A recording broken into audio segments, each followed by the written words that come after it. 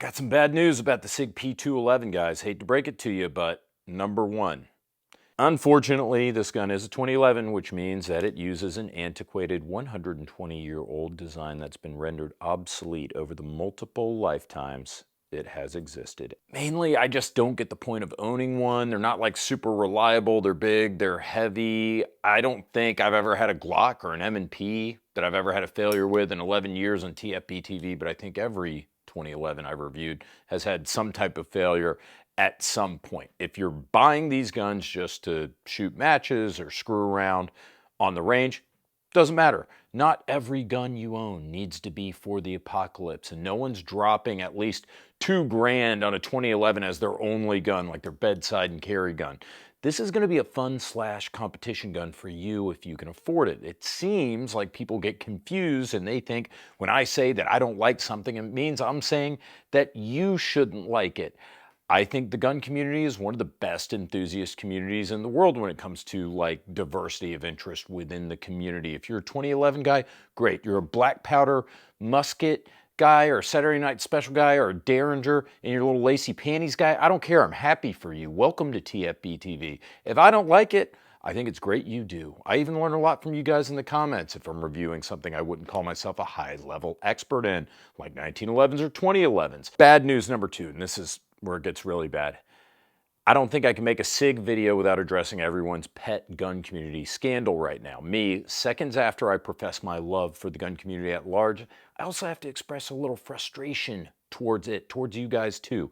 Gun community loves drama. It's really wild. We love going off half-cocked on what we see as failures by different manufacturers without a complete understanding of the facts. Right now, everyone is super hot about perceived unintentional discharge issues with the SIG P320.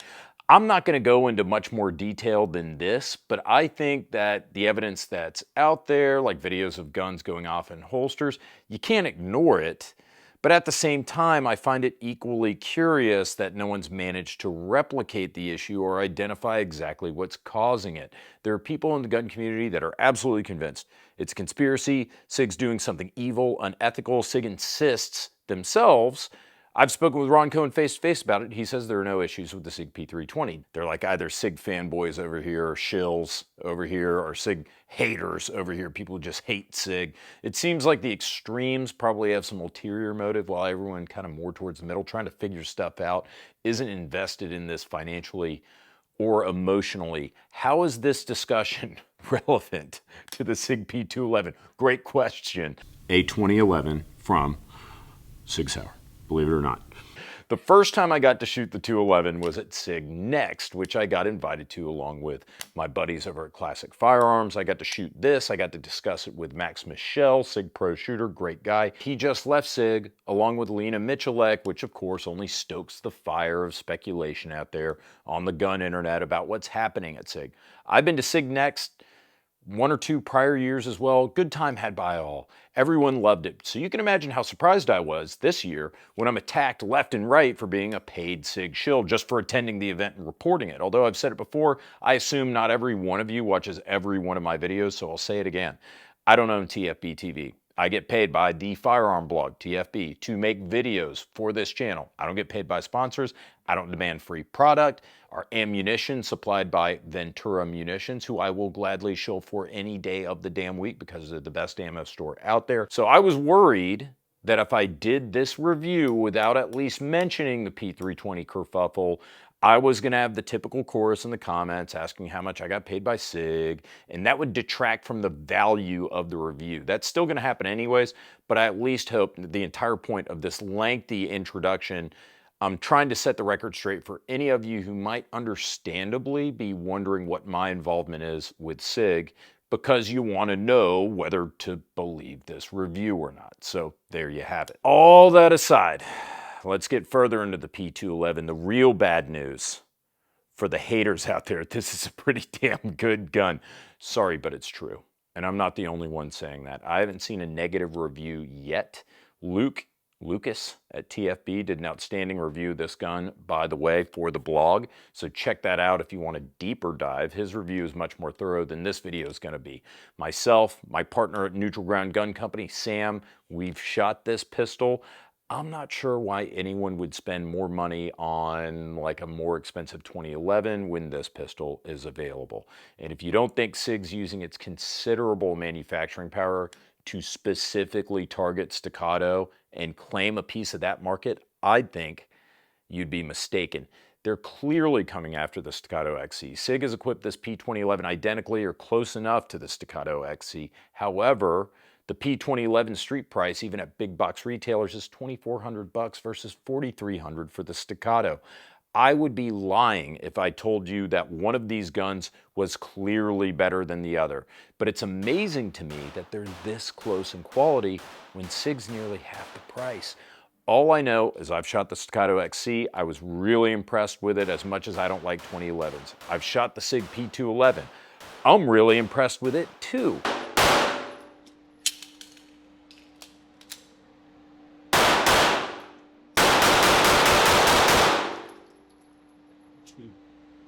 That's actually kind of funny. We always do like these, you know, tough guy, like walking, moving, shooting, starting at the back of the range, all the way over there. Show him, Ryan. Walking, moving, and shooting. I was getting so bored making A-zone hits that I started just shooting for the head box. So this gun shoots lights out, lights out. Like, I mean, it shoots as well as guns that cost $1,000 more. So if the Staccato is in fact better, someone's gonna have to tell me in the comments why I would pay an extra $1,900 for it, other than because I hate SIG. Because Sam and Lucas, they actually shot these guns, the XC, side by side with the 211, and neither of them noted a significant difference. Luke says in his review that he actually prefers the XC's trigger. I defer to him on that because I'm the only one here who didn't actually shoot them side by side, so I won't opine either way. But the 211 trigger is certainly good, with about a 3.5 pound pull and a nice crisp break. Fit and finish on this gun is excellent. I've seen some people bitch about the fact that the trigger blade moves a couple of micrometers here if you kind of jiggle it like this. I didn't perceive this as an issue at all on the range. I didn't even think about it. I always look at other reviews before I make one if there's one out there to make sure I haven't missed something. Apparently this caused some people some heartache. I really don't care personally, but I thought I would bring it up to you. Other than the trigger blade, I didn't really see anything I didn't like about this gun. And of course, 2011's got a 2011. We did have a failure to eject or two. Oh. 2011's got a 2011. What are you gonna do? Well, at least it was the last round. The only malfunctions that we had were when I was shooting this thing bone dry. After we lubed it up, it's been absolutely flawless. It's run just about everything. I can't say the same for a lot of very highly tuned 2011s. If you run something too light, and they've got comps in the barrels and muzzle brakes and all kinds of shit like that, then you run into failures. When I was at SIG Next, I saw two of these pistols get thrashed like a Singaporean shoplifter, and they had no issues. And like I said, all 2011s are so fine-tuned to be super low recoiling that every now and then with different ammo types, you're going to have some kind of jitters. This gun's got a lot of tricks in its little 2011 magical burlap belt pouch. One of the biggest issues with 2011 is the fact that mags are bulky and expensive, but non-issue with the P211. It uses P320 magazines. You can get Magpul P320 mags for 25 bucks compared to like 60 bucks for a Checkmate 2011 mag. Plus, P211 comes with two 21 round mags and one 23 rounder in the box. It also comes with two recoil springs. You have a heavier spring for reliability, a lighter spring for competition. Another brilliant feature with this gun is SIG's new SIG-LOC footprint, which is somewhat similar to the Springfield Echelon in that it accepts multiple types of optic mounts.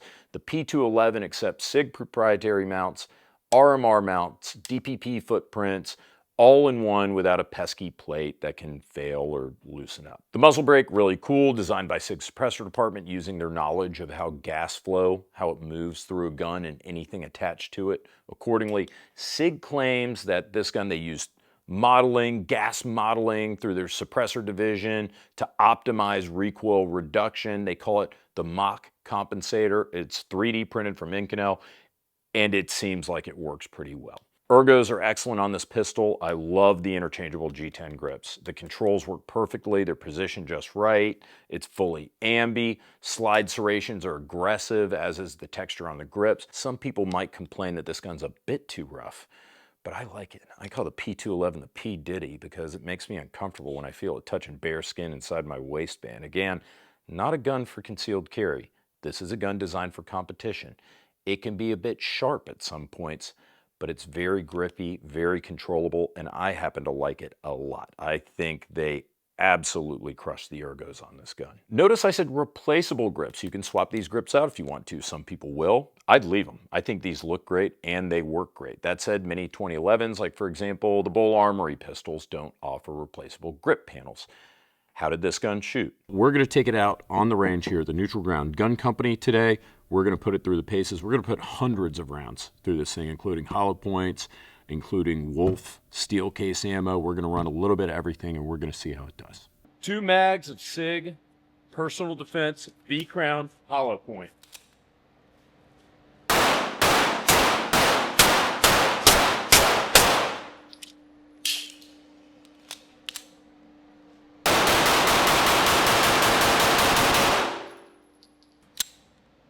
Wonderfully, I would say as well, pretty much as well as any other 2011 I've ever reviewed, and I've been reviewing a lot of them lately. Just forget about that little guy. But you can see, you know, I'm pretty happy with the performance. While this isn't as nice as like the turbo 2011s, like the $6,000 Jacob Gray I just reviewed, or $10,000 Infinity, or $7,000 Nighthawk, and the other guns approaching 10 grand, it's kind of alarming that this gun costs a fraction of what those do, and it still hangs right in there with them on the range. I know a lot of you guys real mad at SIG right now. I don't blame you. I get it. But it's hard to be mad at this gun. It's really difficult to be mad at this gun. Pricing this at less than a Staccato, you're getting P320 magazine compatibility. If anyone out there still owns SIG P320, good news is, even if you don't, you can get the mags for cheap. The feature set's competitive. I mean, this gun shoots really, really well. The comp on it works great. I'm trying to find something to complain about here other than it being a 2011, which derivatively means it sucks and it's for losers who drive Corvettes and have too much money. But other than that, it's been pretty close to perfect today. I'm making this review not as a 2011 guy, not as a SIG fanboy, definitely not as somebody who wants a temperamental, high-cost race gun like a 2011 in the safe. But that said, this one ran really well with pretty much anything we put through it. Almost no recoil, easy to find, $25 magazines. It comes set up like a $4,000 Staccato XC and still leaves you with almost $2 grand in your pocket if you buy this instead. And if you already decided that SIG's literally Satan, nothing I say in this video is going to move the needle for you, totally get it. Staccato XC is a great gun. Buy that instead if you want. If you can put the drama on pause, however, and look at what this gun does on the range for the price, it's really hard to pretend the P211 isn't a serious problem for everyone else in the Gucci 2011 space and even the more budget manufacturers. You're getting great ergos, genuinely good trigger, clever optic solution, cheap and easy mags, performance that's nearly indistinguishable from much more expensive guns. As always, please don't take my word for it. I'm just doing the best I can here. If you're already a 2011 guy, go shoot one. Tell me in the comments what I'm missing or what you agree with. I'm James with TFBTV. I love you. I hate 2011s. I will see you on the next one. Take care.